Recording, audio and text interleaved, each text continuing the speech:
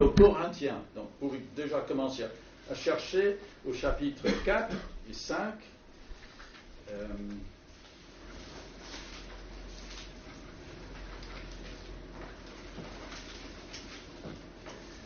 2 Corinthiens 4 et 5. Je ne vais pas lire tout le texte, c'est long. On va faire quelques extraits seulement, un peu plus tard. Donc voilà, la nouvelle année est bien entamée.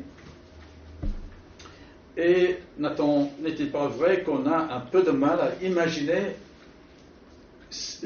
quelle va être une bonne année? Pourquoi je dis ça? Et peut-être on sourit jaune quand on fait les vœux. Hein? Bon, il y a une petite allusion peut-être à des actualités. Mais n'est-il pas vrai que la situation a tous les ingrédients pour freiner notre élan? Peut-être vous êtes aussi de cet avis. Quelque part, j'espère pas quand même. J'espère que vous aurez un regard plus positif, mais il y a quand même des gilets jaunes partout. On a même vu des gilets jaunes. Où est-ce qu'on les a vus? Sur Gers, je pense. Hein. Donc ils étaient sur les ronds-points à Gers. Il y a des grèves. Je ne sais pas si vous avez fait grève. Il y a le virus, ici à Bordeaux. Il y a des incendies en Australie, tremblements de terre en Turquie, et j'en passe.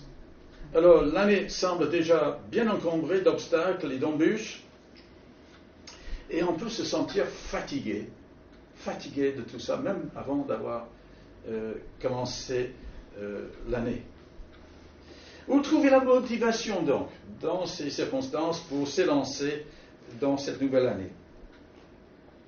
Et je pense, puisque vous êtes, je pense, tous chrétiens, nous savons que nous avons une mission de sauvetage à opérer. Mais par où commencer cette mission de sauvetage? Peut-être faites-vous comme nous essayons de faire chaque matin. On commence la journée par la Bible, et puis on se dit on va continuer l'année avec la Bible. Et on va trouver notre motivation dans ce que l'on trouve dans la Bible.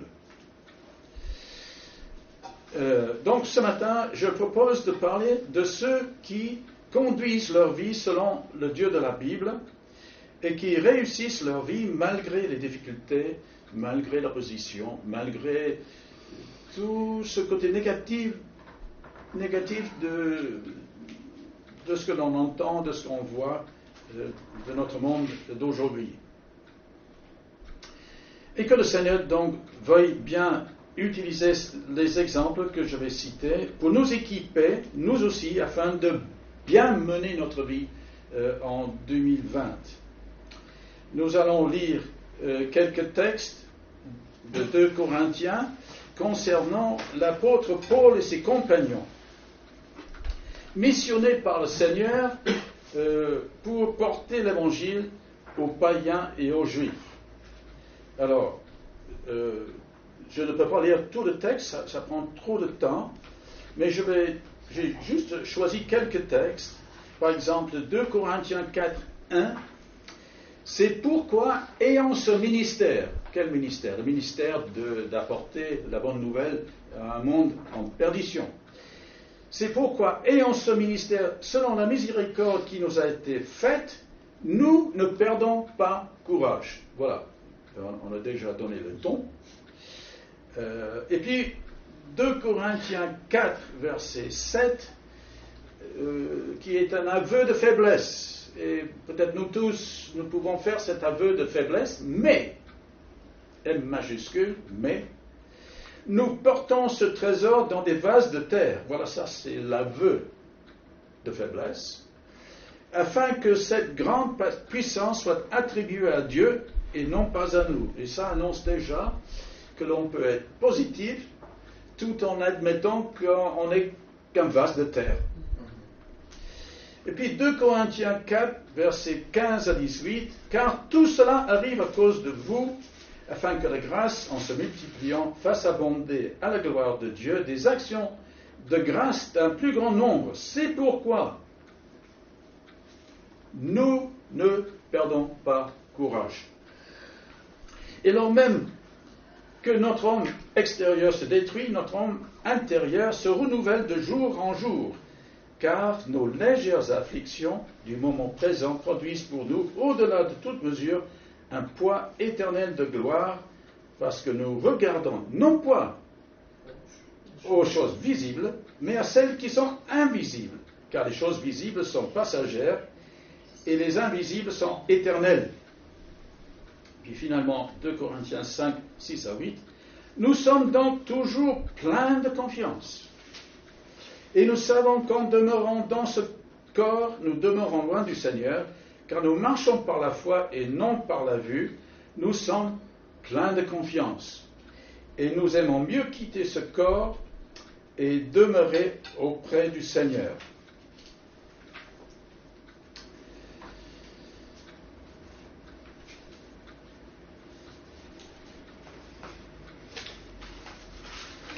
Alors, je pose la question, comment Paul a-t-il réussi sa mission? Car déjà, en lisant ces textes, en pressant des choses, des difficultés, comment a-t-il réussi sa mission? Car il devait faire face à toutes sortes d'oppositions et de dangers. Quelle a été sa motivation et où l'a-t-il trouvée? Et je vous propose 3 clés pour expliquer sa réussite. Premièrement, de toute évidence, quand on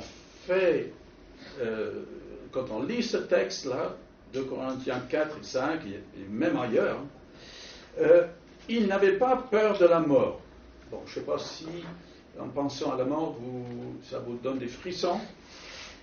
C'est sûr, ce n'est pas agréable. Les études montrent que l'on a une pensée à propos de la mort plusieurs fois par jour. Et ce qui est curieux, c'est surtout chez les jeunes. L'idée de notre mort est répugnante. Et c'est pour cela que je pense que vous êtes d'accord avec moi, nous conduisons notre vie pour l'éviter, si on peut.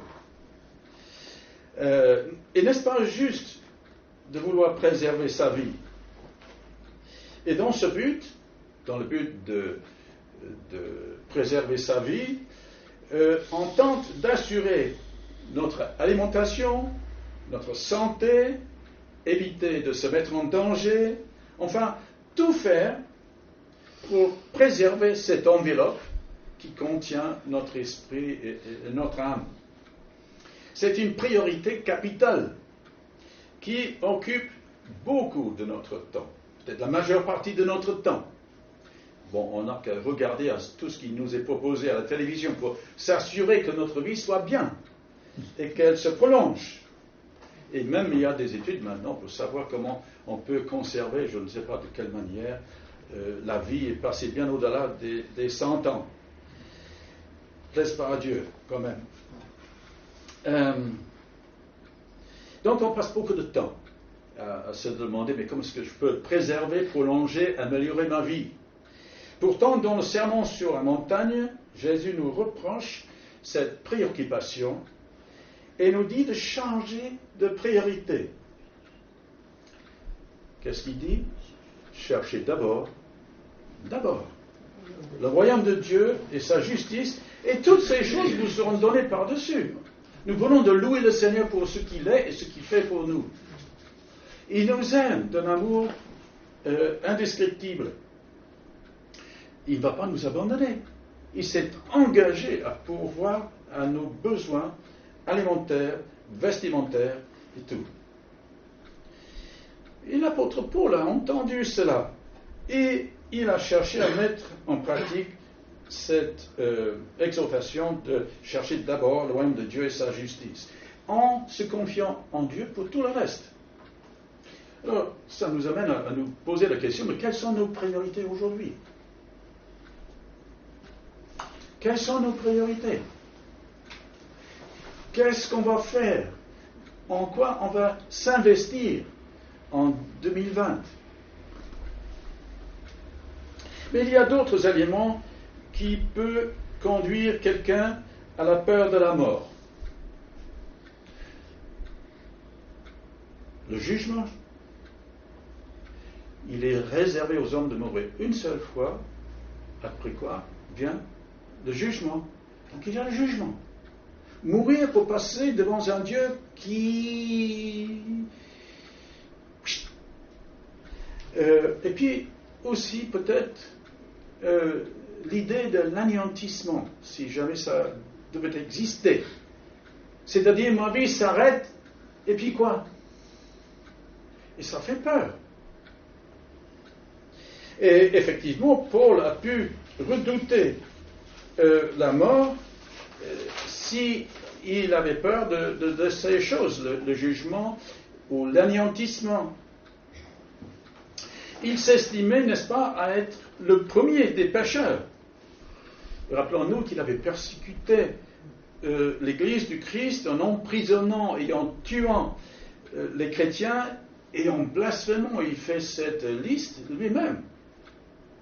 Il pouvait bien craindre le jugement. Est-ce qu'il y a quelqu'un d'entre nous qui craint le jugement?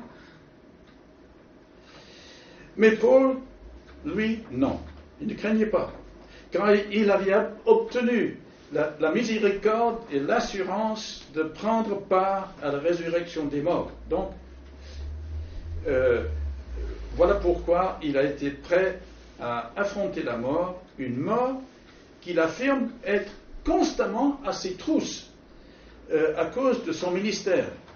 Et si vous connaissez bien le livre des Actes et le Nouveau Testament, vous verrez combien de fois Paul a souffert et a évité la mort de justesse. Mais Paul savait que la mort n'était que la porte vers le ciel et la rencontre avec Jésus. Il a pu dire « Christ est ma vie et la mort m'est un gain ».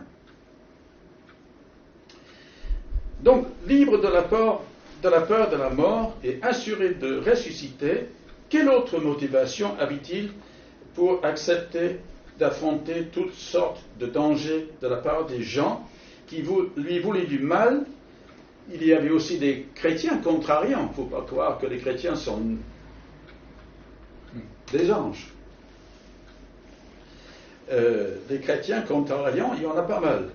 Des faux frères, des obstacles de toutes sortes. Et Paul devait les affronter toutes. Il racontait aussi quand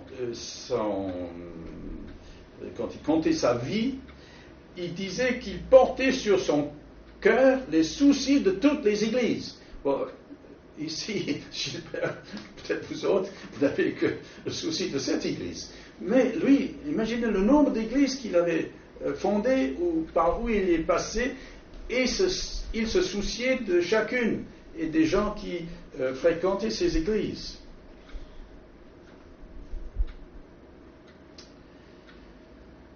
Et puis, il se reconnaissait fragile, s'estimant être, lui et ses compagnons, semblables à un vase de terre. Et normalement, quand on est fragile, comme un vase de terre, on ne met pas sa vie en péril. On tente quand même de la préserver. Alors, j'ai dit qu'il y avait 3 sources de motivation. Quelle autre source de motivation pouvait-il avoir? La deuxième motivation qu'il avait pour mener continuellement, pour poursuivre sa mission, c'est qu'il était motivé par l'amour. Et l'amour de Paul avait deux objets, oui. Le premier a été son amour pour Jésus, son Seigneur et son Sauveur. Et ça, on pourrait bien s'attendre à cela. Amour et reconnaissance à Jésus. Jésus, l'ami des pécheurs, qui les accueille. Il accueille les pécheurs. Ça me fait énormément de bien de le savoir, parce que je suis un pécheur. Il accueille des pécheurs, il mange avec eux, il communie avec eux. Il est venu chercher et sauver ceux qui étaient perdus. Et Paul le savait ça. Il le savait et il était reconnaissant pour cela. Reconnaissant de ce que Jésus avait souffert pour lui pardonner et le laver de ses iniquités. Et cette reconnaissance le conduisait à l'amour pour Jésus. Reconnaître que Jésus l'avait choisi dès avant sa naissance pour lui appartenir et le servir. Et ça m'étonne toujours. Moi, je faisais partie d'un corps de 600 garçons dans un lycée à Londres, quand quelqu'un m'a coincé dans le couloir du lycée et m'a dit: Christophe, si ce soir tu devais mourir, serais-tu sûr et certain d'aller au ciel? Et c'était le début de ma conversion, du processus qui conduisait à ma conversion. Et je bénis le Seigneur pour cela. Et puis je me demande, mais pourquoi moi? Il y avait 600 garçons. Et bien des garçons meilleurs que moi. Pourquoi le Seigneur m'a-t-il choisi? Peut-être parce que j'étais l'un des pires. Non mais, je pense des fois, Dieu agit comme ça. Il choisit les pires pour montrer sa grâce. Mais Paul reconnaissait donc qu'il avait reçu un ticket pour l'éternité. Il n'y avait pas de retard dans le SNCF à ce moment-là. C'était direct. Et l'éternité et la présence de Dieu. Il reconnaissait qu'il était l'objet d'un amour si énorme, qu'il dit à l'église d'Éphèse que l'amour du Christ surpasse toute connaissance. Alors, imaginez. On a du mal, hein? La hauteur, la profondeur, la largeur, la longueur. Et prier pour que les chrétiens soient fortifiés par le Saint-Esprit pour qu'ils puissent commencer seulement à mesurer cet amour. Un amour qui dépasse toute connaissance. Vous vous rendez compte? Et on peut se demander, est-ce que tout ceci était seulement pour Paul? Non, c'est pour nous. Nous aussi, cet amour. Et ceci amène Paul à aimer le Christ de toute sa vie. C'est ainsi qu'en parlant de son ministère, il fait part de sa motivation en disant « L'amour de Christ nous presse ». Poussé par l'amour qu'il a pour son Seigneur et ayant compris l'immensité de la gloire de l'œuvre de Dieu, l'œuvre de grâce envers les hommes, il s'offre corps et âme pour faire connaître cette gloire au monde entier, enfin au monde qu'il pouvait atteindre sur ses deux pieds. Il disait, mais je ne fais pour moi-même aucun cas de ma vie, comme si elle m'était précieuse, pourvu que j'accomplisse ma course avec joie et le ministère que j'ai reçu du Seigneur Jésus d'annoncer la bonne nouvelle de la grâce de Dieu. Et puis il reconnaissait aussi, et tout ceci, vous voyez, je construis cette motivation, il reconnaissait aussi que Jésus était son créateur, et en tant que créateur, en tant que fabricant, pardonnez-moi l'expression, le créateur possédait le droit de propriété. À qui appartenez-vous? Nous. Bon, j'affirme, vous pouvez avoir un avis contraire, mais j'affirme que vous appartenez à Dieu du fait qu'il vous a créé. Mais non, Christophe, c'est mon père et ma mère. Oui, mais la Bible dit très clairement que même la conception dans le ventre de la mère, c'est le fait de Dieu. Donc, j'insiste et je signe, vous êtes créature de Dieu et vous lui appartenez. Nous lui appartenons. Qui plus est, ce titre de propriété qui est entre les mains de Dieu est renforcé par le fait que Dieu a payé un prix énorme en sacrifiant son Fils pour le rachat de nos âmes. Donc nous appartenons à Dieu à double titre. Le fabricant, Dieu est le fabricant, et Dieu est le rédempteur. C'est ça ce que je cherche à dire. Merci Seigneur. Donc, on ne peut pas dire, bon, moi je vais faire ce que je veux. L'année 2020, je vais faire ceci, je vais faire cela. Non. Attention, Seigneur, que veux-tu que je fasse? On lui appartient. C'est aussi un soulagement. Je ne suis pas largué dans le vide. Je suis à Dieu. Je lui appartiens. Paul le savait. Il savait qu'il n'appartenait plus à lui-même, mais à Dieu. Est-ce que nous avons, nous aussi, est-ce que nous sommes conscients que notre vie appartient à Dieu pour son service? Paul le dit aux Corinthiens, plus tôt, dans 1 Corinthiens 6, 19 à 20, quand il a dit, vous n'êtes pas à vous-même, vous êtes à Dieu. Donc, on lui appartient pour le ministère de la transmission de la bonne nouvelle. Et pour cela, on a besoin de motivation. Et où cherche-t-on les motivations? Mais ici, de la même manière de Paul. Et le deuxième sujet de l'amour, deuxième sujet de l'amour de Paul, donc motivation encore, était les hommes, leur salut et leur rencontre avec Jésus. Il était tellement désireux que ses auditeurs échappent au monde du mensonge de Satan et les forces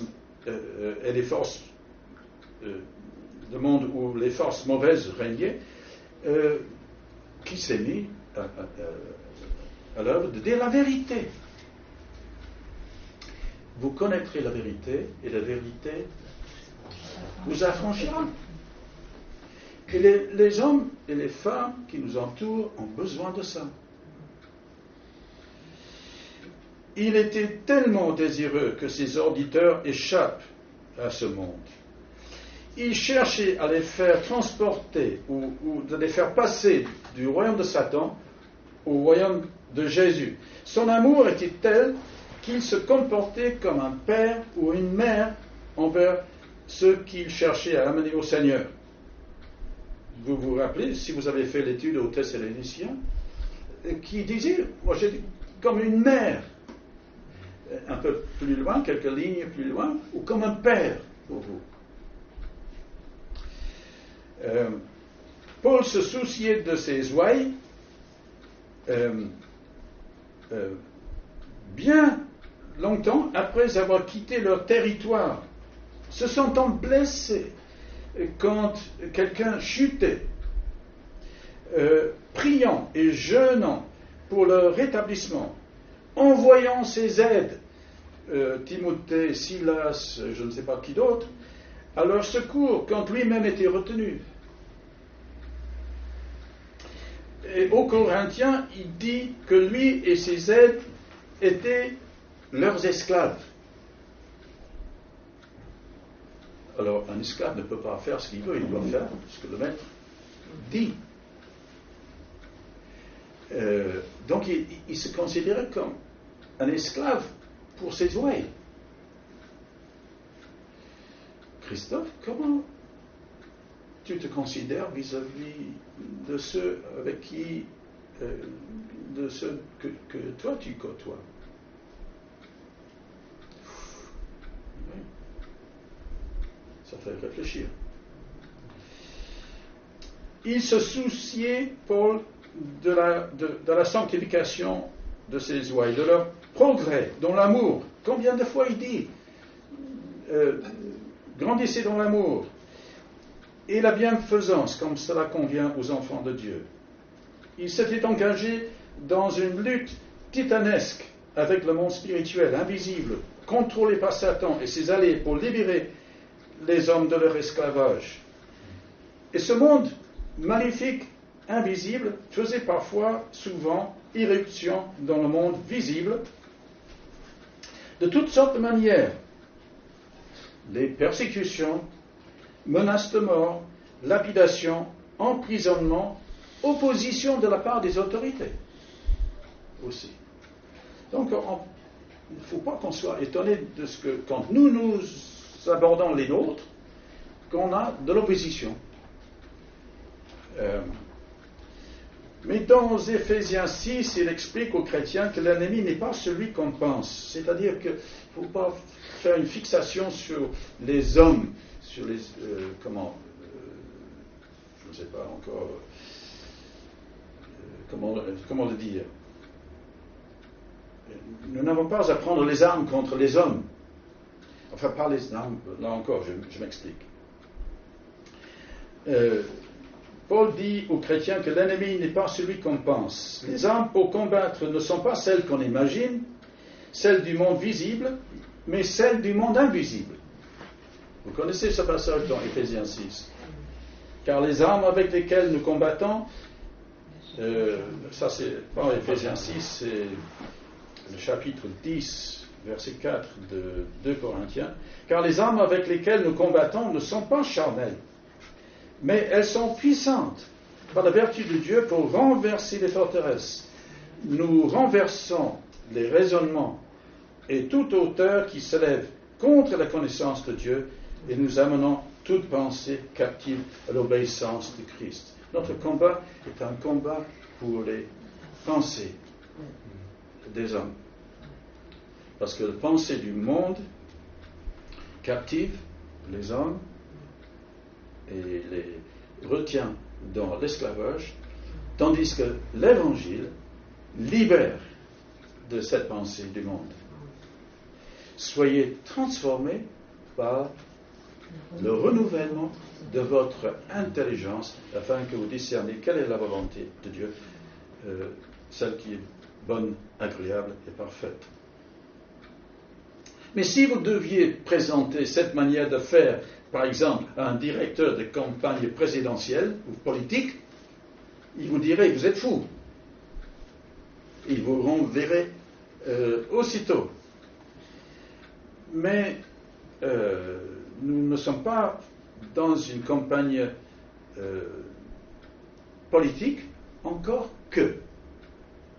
Certains disent qu'il faut quand même qu'on soit engagé politiquement, les chrétiens.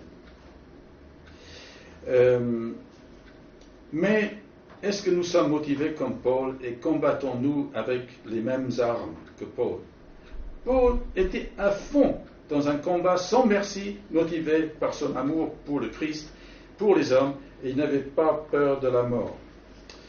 Il avait une autre motivation qui lui donnait de l'énergie aussi. Alors, il faut que secouer la montre. Alors, la troisième source de motivation, c'était la reconnaissance qu'il avait de ce que Dieu lui avait confié le ministère. Avait confié le ministère à un vase de terre. Il dit, nous portons le trésor dans un vase de terre. Et encore, 2 Corinthiens 4:1, c'est pourquoi, ayant ce ministère, selon la miséricorde qui nous a été faite, nous ne perdons pas courage. Et nous avons déjà vu maintenant combien le ministère était difficile et dangereux. Comment donc pouvait-il affirmer, nous ne perdons pas courage? Il l'affirmera encore au chapitre 4, verset 16, et chapitre 5, 6 et 7. Paul reconnaissait que Dieu avait choisi de confier la proclamation de la bonne nouvelle, premièrement, à des vases de terre, des gens fragiles, sur tous les plans. Moi, je blablate quand même pas mal là, en cet instant, mais ce n'est pas mon habitude. Je ne suis pas quelqu'un qui est à l'aise à parler devant les gens. Si tu m'avais dit il y a 40 ans en arrière, tu deviendras pasteur, missionnaire. Non, non, non, non, non, non, non, non, non, non, pas moi. Oh, non, non, je suis pas capable. Et je ne suis pas capable. Quand on regarde en arrière, je pense à Télégraphe, tu n'as rien vu, heureusement. Mais les blagues qu'on a faites, les bêtises, les choses vraiment pas bien. Mais Dieu était miséricordieux. Il se plaît à utiliser les gens fragiles, les gens qui n'ont pas la parole facile. Il y avait une petite fille capturée par les Syriens. Elle était devenue la servante de Naaman, le top général syrien, qui était lépreux. Elle a dit 2 ou 3 mots. Si mon maître savait qu'il y avait un prophète en Israël qui pouvait le guérir, et c'était suffisant, cette petite parole, pour que Naaman se déplace en Israël, l'ennemi, pour se faire guérir. Et il s'est fait guérir, il s'est converti. Vous connaissez l'histoire peut-être. Et puis, même l'apôtre Paul n'était pas un grand orateur avec le verbe bien trouvé. Je ne sais pas, vous avez peut-être l'idée que, Paul, l'apôtre Paul, une bonne partie du Nouveau Testament est attribuable à l'apôtre Paul. Ah oui, c'est un grand type. Ah, il a une grosse tête, c'est con. Oui, c'est normal d'imaginer qu'il amène beaucoup de gens au Seigneur. Mais c'est pas ça. Il n'était pas une sorte de Schwarzenegger évangélique. Mais un petit bonhomme. C'était un petit bonhomme. Pétillant, peut-être. Mais un petit bonhomme auquel on ne jetterait pas un deuxième regard. Il dit plutôt aux Corinthiens, moi-même j'étais auprès de vous dans un état de faiblesse, de crainte et de grand tremblement. Et ma parole et ma prédication ne reposaient pas sur les discours persuasifs de la sagesse, mais sur une démonstration d'esprit et de puissance, afin que votre foi fût fondée, non sur la sagesse des hommes, mais sur la puissance de Dieu. Il était donc reconnaissant à Dieu de lui avoir confié la proclamation de l'Évangile, malgré ce qu'il avait fait dans le passé. Et cela le motivait à affronter le monde invisible. Vase de terre, dit-il, portant en lui un trésor, pour que la gloire revienne à Dieu. Il dit à Timothée, c'est pour cet évangile que j'ai été établi prédicateur et apôtre, chargé d'instruire les païens. Et c'est à cause de cela que je souffre ces choses. Mais je n'en ai pas honte, car je sais en qui j'ai cru, et je suis persuadé qu'il a la puissance de garder mon dépôt jusqu'à ce jour-là. La confiance, la miséricorde que Dieu nous fait aussi doit nous motiver pour partir annoncer la bonne nouvelle. Pourtant, encore pour Paul, tout ce qu'il vivait au moment où il écrivait aux Corinthiens aurait pu l'amener au désespoir. Cependant, il ne voulait pas se laisser accabler par le monde visible. Les douleurs du monde visible étaient considérées comme un moment de légère affliction, comparé à la gloire qu'il entrevoyait.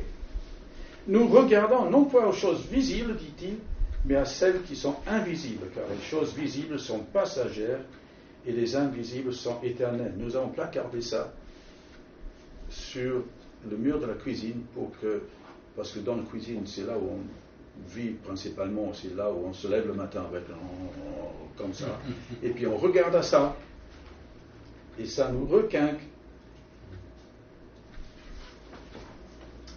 Un peu plus tard, il dit nous marchons par la foi et non par la vue. Il faut que je termine. Paul nous exhorte aussi quand il écrit aux Colossiens, si donc vous êtes ressuscités avec le Christ, cherchez les choses d'en haut, où le Christ est assis à la droite de Dieu. Pensez à ce qui est en haut et non à ce qui est sur la terre, car vous êtes morts et votre vie est cachée avec le Christ en Dieu. Quand le Christ, votre vie, paraîtra, alors vous paraîtrez aussi avec lui dans la gloire. Certes donc, Paul était motivé par ces trois choses: l'amour pour Jésus et les hommes, la reconnaissance pour la miséricorde qui lui a été faite d'avoir été choisi pour proclamer la bonne nouvelle, d'avoir été libéré de la peur de la mort.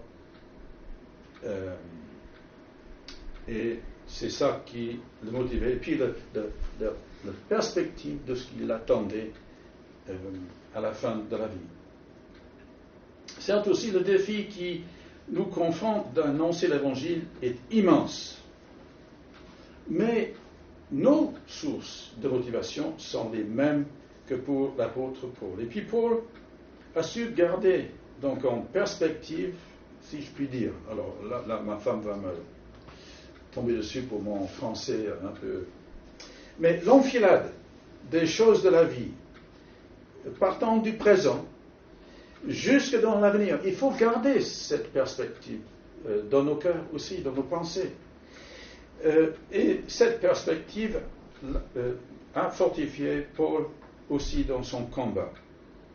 Aussi, nous regardons non pas aux choses visibles, mais à celles qui sont invisibles, car les choses visibles sont momentanées et les invisibles sont éternelles. Ne nous laissons pas écraser par les gilets jaunes, par